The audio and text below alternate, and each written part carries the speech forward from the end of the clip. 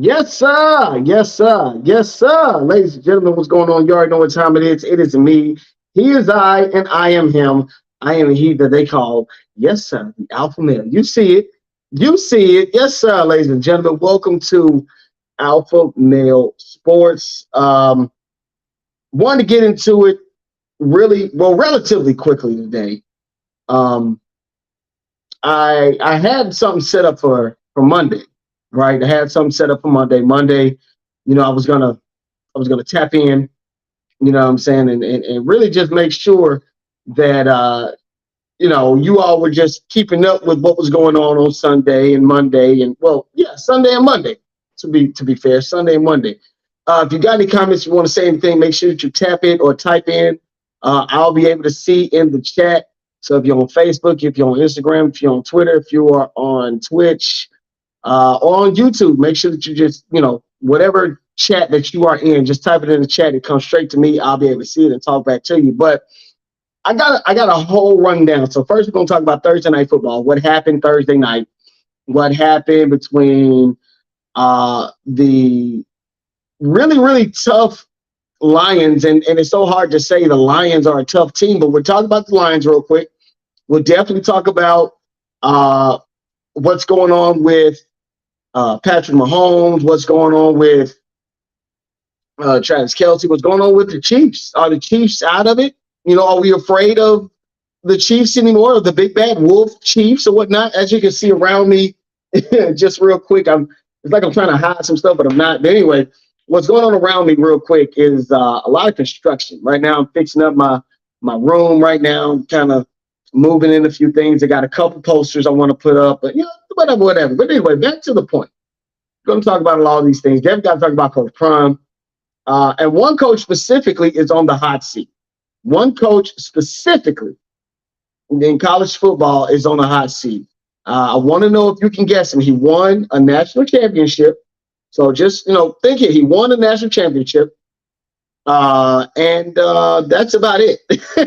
That's all I can think of. He has, I think one of his quarterbacks that he got to the NFL is, in the NFL. I can say that. I don't want to give it away too much, but we'll get to that in a second. So let's jump right. Oh, yeah. And we'll talk about Heisman Watch as well. So let's just go ahead and get right into it, ladies and gentlemen. You all know what time it is. It's me, he is I, and I am him. I am he that they call the alpha male, and really excited, if you hear my voice, very excited. But definitely got to get into Thursday night. Now, of course, last night, not last night, but Thursday night, we knew about Travis Kelce not playing in the game, due to him, I would say, well, just hyperextending his knee. It was, you wanted to be, proud of the. Oh, appreciate it, CG. Appreciate it. So anyway, we're dealing with all of this, what's going on right now, and Travis Kelce, he hyperextends his knee. He's not able to make it. He was a game time decision. It was definitely a game time decision.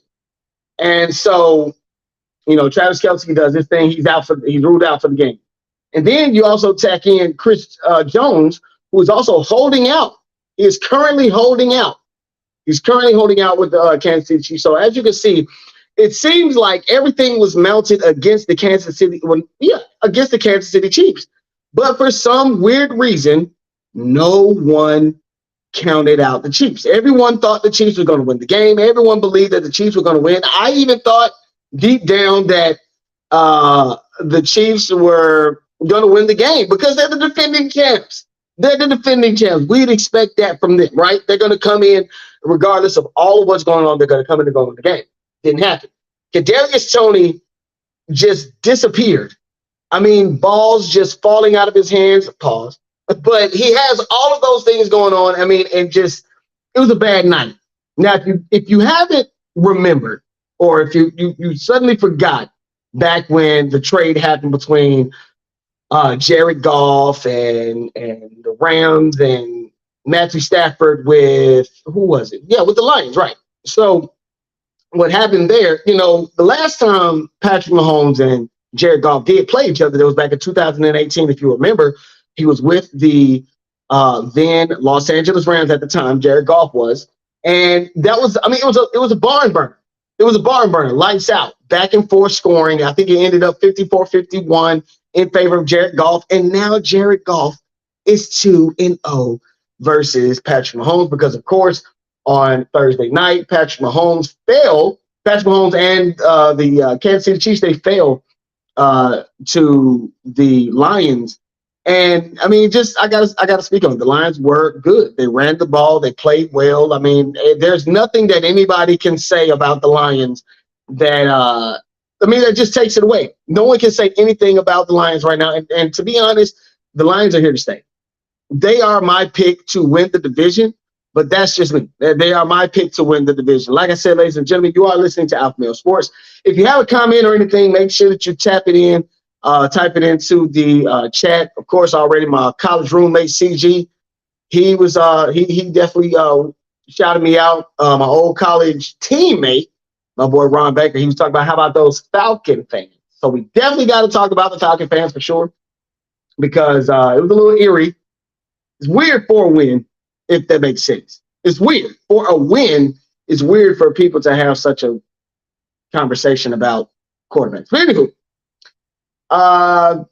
Detroit, like I said, on the board first. Amon-Ra St. Brown, he was catching all over the field. I mean, the Chiefs, move ahead 14-7, and then from that point on, I think the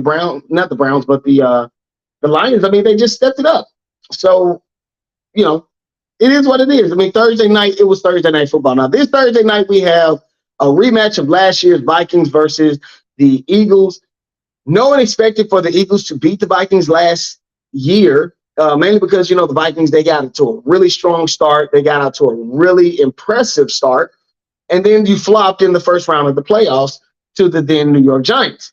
So now, flipping back over to Thursday night, you got Jalen Hurts, you got A.J. Brown, you got all these guys on this team. And I do not see the Eagles falling to the the Vikings. I just can't see it. I cannot see it. And if anybody, feels different, please feel free to talk to me in the chat. But as I look right now, going and I'm, going on to my sources and checking to see, like, who can give the Eagles a run for their money.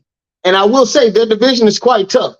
You got the Cowboys, who just mounted a 40-point win against the Giants. Excuse me for that. You got the Commanders. They look real. I can't say that they aren't a real team, but you got the Eagles got a dub against the Patriots.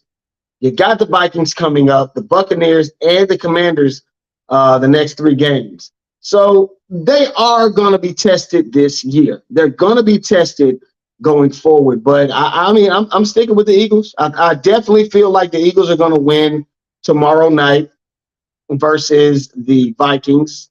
I don't think they have a quarterback. I still don't think they have a quarterback, but it's neither here nor there. I do believe, like I said, the Eagles are going to win, and we'll just leave it at that. That's the Thursday Night Football, and that's how I feel. You know what I'm saying right now. But anyway, let's talk about something as far as college football is concerned. And as you can see, yes, I'm sweating. I'm sweating. It gets warm in here. All these lights shining on you and whatnot. But anyway, college football last weekend, and right now everybody is focused on Prime. Everybody is focused on Prime. Everybody and their mama is focused on Coach Prime. And I like it. It's good for football, and it couldn't have come at a more perfect time, in my honest opinion. I mean, right now, Alabama is really on its way out. They're on their way out. They cannot reign dominance on college football like they have done before in past years. But no one's scared of Alabama anymore. As you can see, Alabama, they fell to USC last weekend. No, I'm sorry, not USC, Texas, not USC. Oh my gosh. Anyway, but yeah, they fell to Texas last weekend, and no one's afraid of them. But that's not the coach that I'm talking about that's on the hot seat. We'll get to that in a second. But of course, Bama versus Texas last weekend, and a meeting of the ranks, if you will, and it was quite impressive. I have to say, Alabama did what they could. You know what I'm saying? And surely enough, Texas comes in and they put a whooping to Alabama, winning 34-24. Like I said, it was impressive. Alabama, they have a good quarterback, and he can throw down the field, but I don't I don't know what to make of this offense. I do not know what to make of this offense, but you know, Alabama being basically mauled or just quieted in the fourth quarter, losing 34-24, but Texas mounting 21 points right after the other. You know what I'm saying, in the fourth quarter. And that was, in my opinion, the more impressive part about it. Quinn Ewers, I don't know how to say his name. Quinn Ewers, 24 for 38, 349 yards and 3 touchdowns. Of course, Milroe for Alabama, the big, bulky quarterback that we know about, was 14 for 27, 255 yards, 2 touchdowns. So, oh, yeah, and 2 interceptions at that. So, as you can see, the turnover game definitely plays a factor in the game of football altogether. You know what I'm saying? You cannot turn the ball over and expect to, win the game. But that's neither here nor there. We'll keep it at that. Ladies and gentlemen, you are listening to Alpha Male Sports. You are tuned into Alpha Male Sports, ladies and gentlemen. And we're going over right now just college football in general. I'll be explaining who my Heisman watch, or who is on my Heisman watch right now, or who has, Heisman capabilities. Make sure that you type it in and tell me who your Heisman candidates are. Tell me who you feel is up for the Heisman. I have a few people, so I'll definitely let you know. But anyway, like I said, Bama and Texas over the weekend, and I believe that was the thing that everybody wanted to see, was Bama versus Texas. Everybody wanted to see Bama do what they do. They beat up on their opponents, and they definitely don't run away from a ranked opponent. But this one was definitely eerie to see Alabama losing to the Texas Longhorns. Now, going forward, the Texas Longhorns, who are they facing? That is an interesting. Yeah, they, of course, Wyoming, Baylor, Kansas, and then their next ranked opponent will be Oklahoma. So that will be interesting to see, the Red River rivalry. You know what I'm saying? Oklahoma versus Texas. And I'm sure Texas moves up in the ranks above Alabama, I would assume. Texas was, of course, going into the game number 11, Alabama number 3. Either way. But something that I feel was more important than Texas and Alabama was, of course, Coach Prime.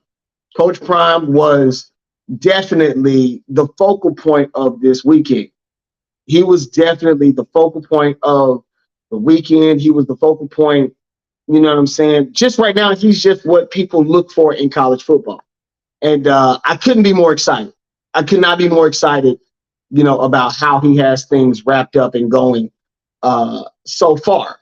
And just keeping it a buck with you, I really hope that they can go as far as they can go. And I mean by, I don't know whether or not they're going to win some of the games that they're going to win. Well, that's on their schedule, but I feel that they're going to win. I feel like they're going to win a lot of games this upcoming year. But let's get right into it. Of course, Colorado taking on Nebraska. And, after defeating TCU, you know what I'm saying? Like, Nebraska should have been a cakewalk. They started off, I would say, slow, if you will. I think they did kind of start off slow. Nebraska was getting a good push. Shador was, kind of running for his life because they got a few sacks on him as well.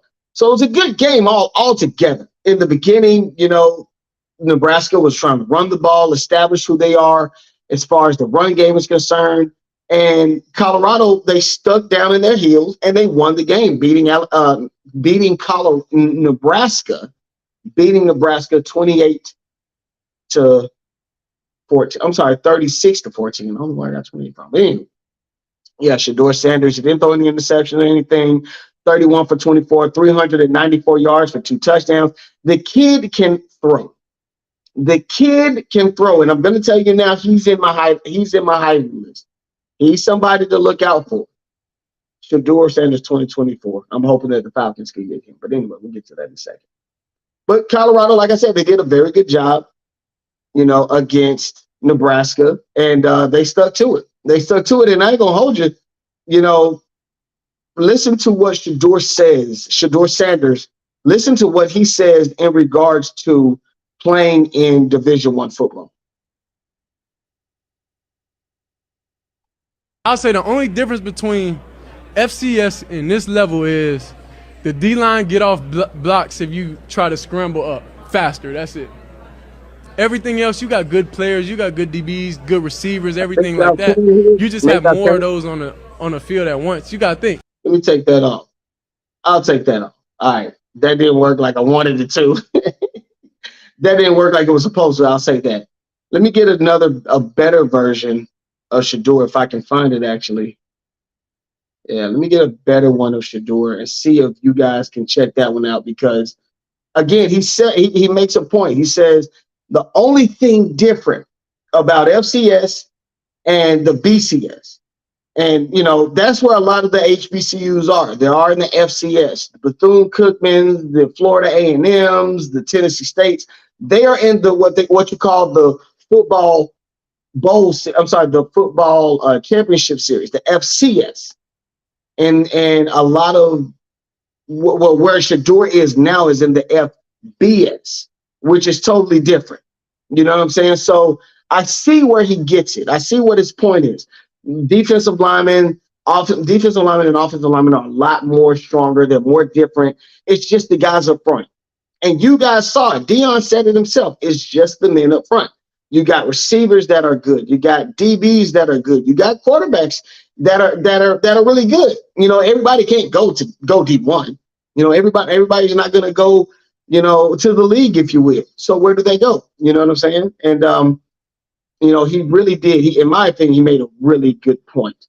But here it is. I think I got it. The only difference between FCS and this level is the D-line get off blocks if you try to scramble up faster. That's it. Yeah, y'all don't know if y'all heard that. I'm going to take that off together. There's a little kink in the road. I'll get it together. Either way.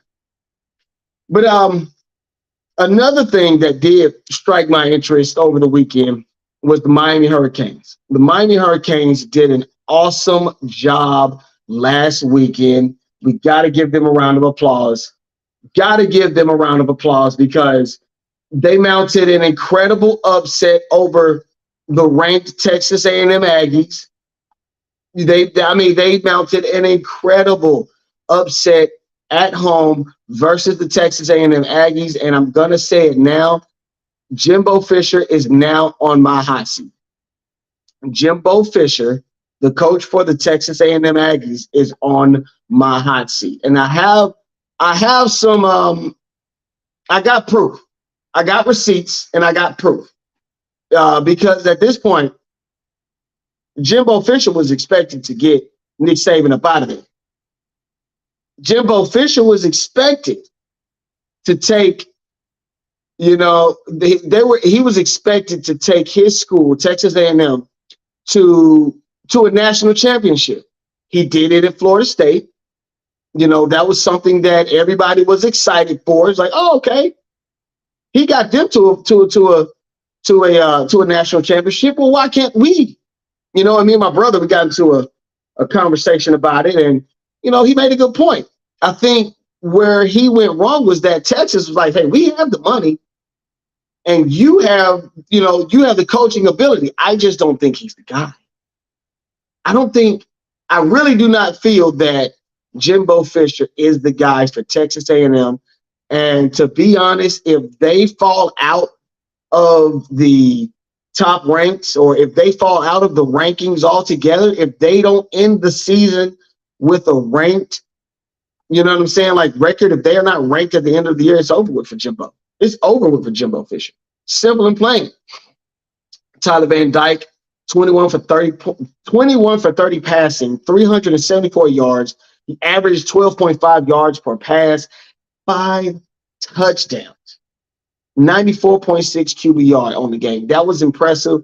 Again, giving him round of applause. Connor Wegman, 31 for 53, 336 yards, 2 touchdowns, and yes, 2 interceptions. Yes, sir. You cannot win while turning the ball over. This is the first time Miami has started 2-0 in a very long time. Hopefully they can continue This weekend, they'll take on Bethune-Cookman. After that, of course, they have Temple and Georgia Tech. So it doesn't seem like they're going to be tested like right off the bat. I think the next test that they have is North Carolina.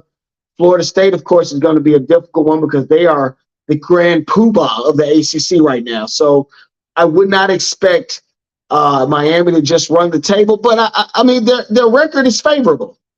Their record is favorable, so I can see how they can possibly do something like that. Now, back to Jimbo Fisher, because again, I feel like Jimbo Fisher was the man for everyone in College Station. Everyone in College Station believed he was the guy that was going to do it. He was the guy that was not only going to take the SEC championship, but he was going to beat Saban.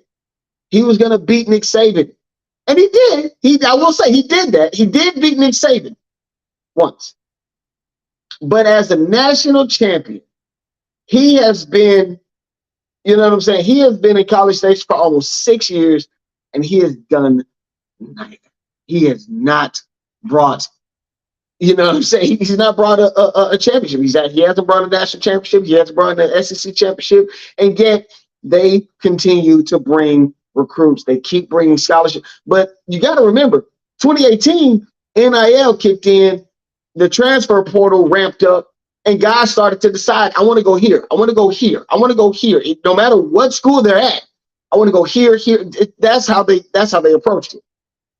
But I have receipts for Jimbo Fisher because he has a lot of disappointing losses that I don't think we pay any attention to. But if you go back, let's say 2018, the Aggies blew a 10-7 halftime lead, in a 15-point loss, to Mississippi State. They don't, who loses to Mississippi State in the SEC? They're like the baby Bulldogs. They should be called the Mississippi State baby Bulldogs. You didn't even realize that they were a Bulldog, right? There's another Bulldog in the SEC anyway. 2019, 50-7 loss to number one LSU. I'm sorry, this has been 2019.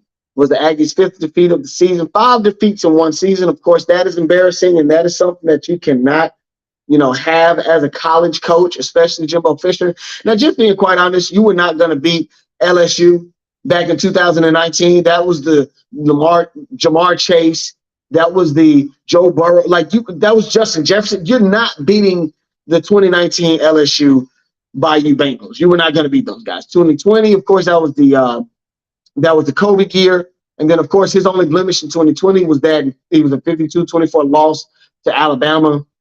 Of course, Texas A&M 2021 season ended with a loss to LSU. It was a bad LSU team at that. 2022, the Aggies ran only 38 plays in a home loss to Appalachian State. Do I need to continue? Should I continue? There's more. But I also want to point out that this all happened under Jimbo Fisher's watch. I'm not saying this is Jimbo Fisher's doing. Of course, as a coach, you're supposed to facilitate. You can't play the game also. But I do believe Jimbo Fisher, he's not the guy to do it. I think you're going to need somebody else in Texas A&M that is going to kind of do what Deion does. And not to beat a dead drum, but Deion has shown how you can bring in recruits and they would stay for a while.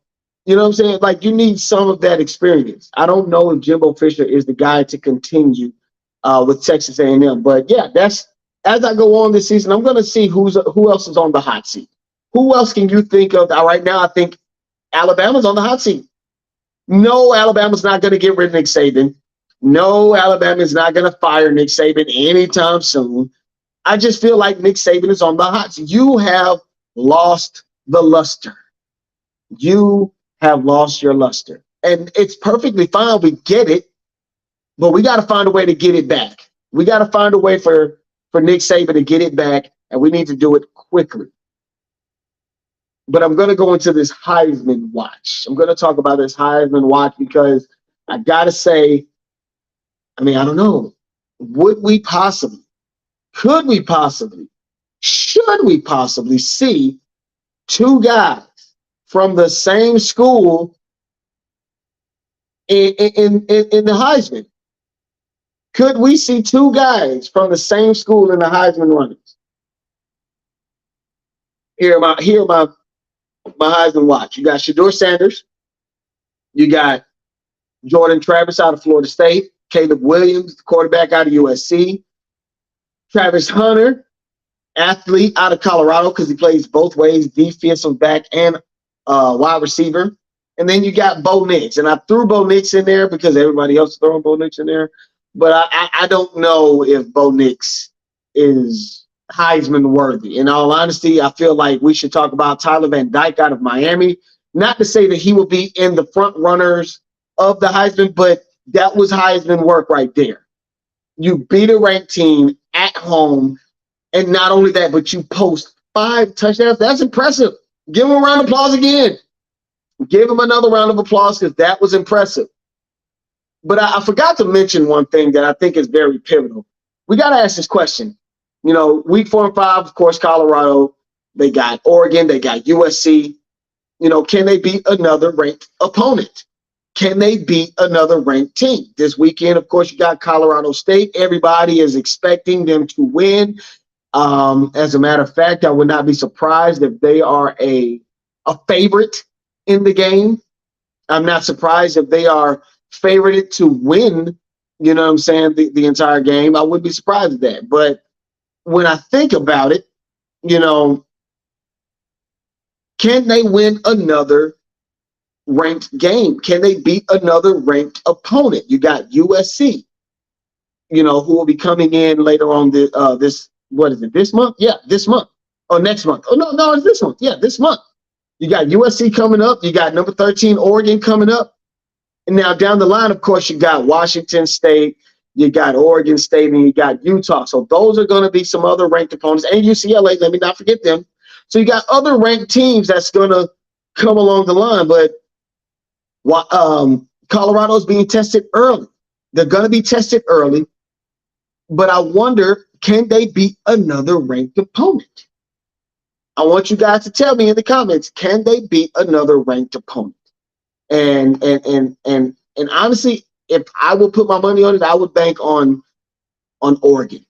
I think Oregon would be the game. I think USC will be definitely a tough one, but I think Oregon will be the one. Oregon is another week away. You know what I'm saying? It feels like that would be the right game for them to do it, and it would be at Oregon. It would be at Oregon. So I'll be interested to see what that does. Ladies and gentlemen, you are listening to Alpha Male Sports. He is I and I am him. Thank you for listening. Thank you for tuning in. And thank you for rocking with me on this Wednesday night. I know you could be anywhere else, but you are here with wow. But that's who I have for the top 5 or the 5 Heisman guys that I feel are going to do some work. You know what I'm saying? Ronald Baker said he doesn't see it. I don't know what you don't see, but he doesn't see it. But Shador Sanders, Jordan Travis out of Florida State, Caleb Williams out of USC, Travis Hunter out of Colorado. Travis Hunter out of Colorado, and Bo Nix out of Oregon. Now, definitely want to give a major shout out to Nick Bosa for getting paid 5 years, $170 million contract extension. Major shouts out to him. He is the highest paid non-quarterback to be paid in the NFL. So definitely got to give a major shout out to him. Also, another major shout out goes to Joe Burrow. He signed a 5-year, $275 million extension. But unfortunately, Joe Burrow comes out and lays a complete dud week 1 of the NFL season. You lay a dud the first game of the NFL season. Wasn't expecting it. Just going to call it like it is. Call it like I see it. I did not expect for them to lose that way. First game of the season, you only scored 3 points with Jamar Chase and Joe Burrow on the same team. I would not have called that. I wouldn't have fathomed seen none of that. I just didn't see it. Deshaun Watson and the Cleveland Browns did a very good job.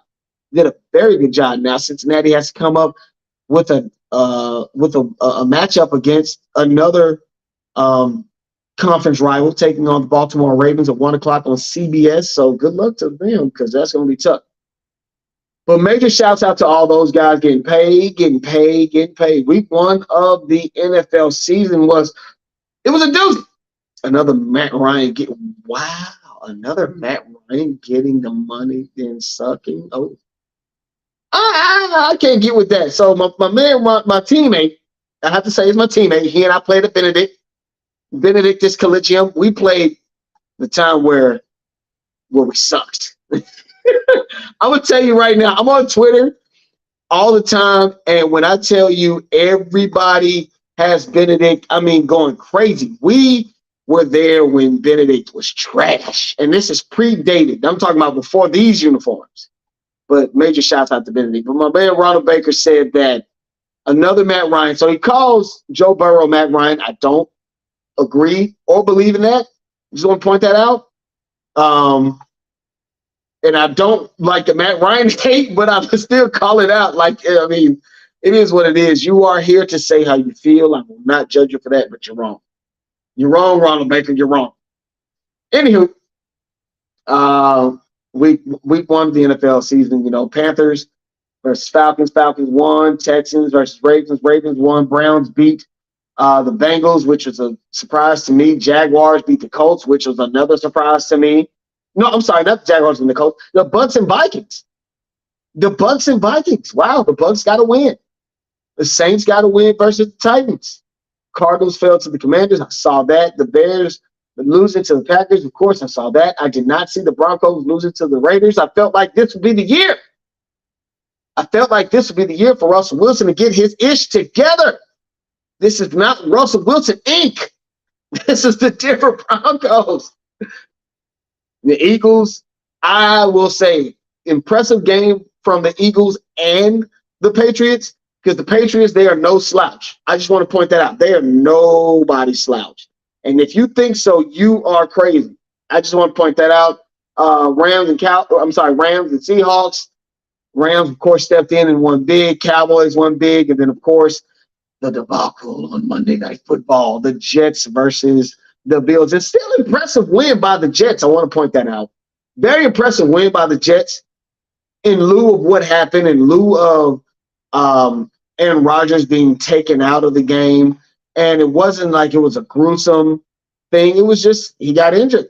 And it was tough. It was tough to see that.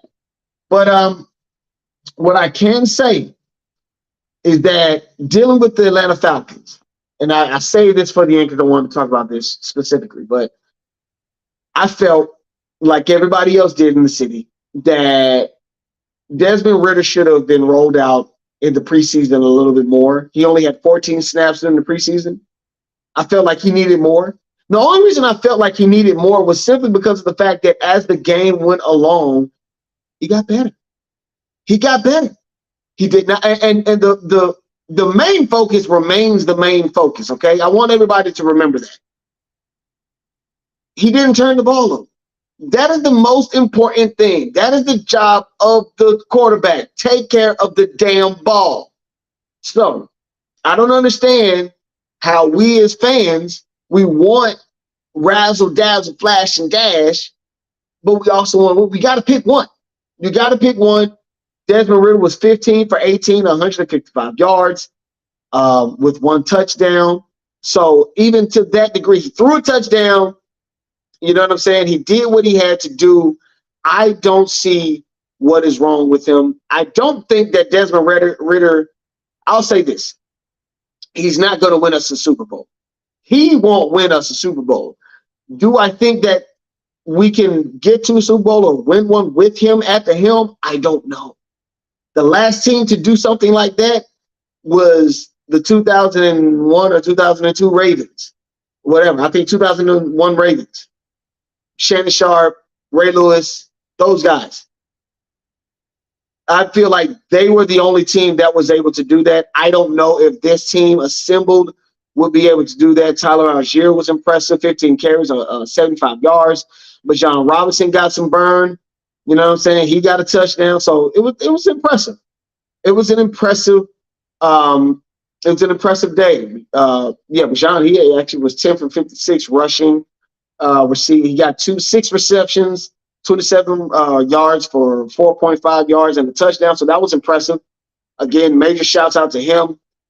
Something that was a bit triggering or surprising was the fact that Drake London got 0. He did get not a 1. But I feel like the Falcons, they're going to develop as the season goes along. It's not going to be pretty to my Atlanta Falcon fans. It is not going to be pretty this year. I assure you, it is not going to be pretty. But will we make the playoffs? I think so. I really think so. And this is coming from somebody who said that the Saints are going to win the division. And we'll talk about that later as we go along. But next week, the Falcons, they're going to take on the Packers, and after that, they're going to take on the Lions, and then they will be heading across seas to take on the Jaguars. These next 4 weeks are going to be interesting. You got 3 really good teams. You got the Packers, of course, who has Jordan Love. So you're still trying to figure him out and see what you got going on with that. But then you got Jared Goff, you got Sunshine, Trevor Lawrence down with the Jaguars, and this back-to-back. So the Falcons got their work cut out for them this year. I'll be interested to see how things go along, but you tell me. Appreciate everybody for tuning in and listening to your boy ramble for about 40 minutes, but it is what it is. Make sure that you tune in. I'm going to be checking in with you guys every Monday, Wednesday, and Friday. Stay tuned for the shows, man. Stay tuned. Stay tuned all football season. Make sure you guys stay tapped in with me. Ladies and gentlemen, you already know what time it is. It is me. He is I, and I am him as I sweat my life away. It's the Alpha Male. Peace.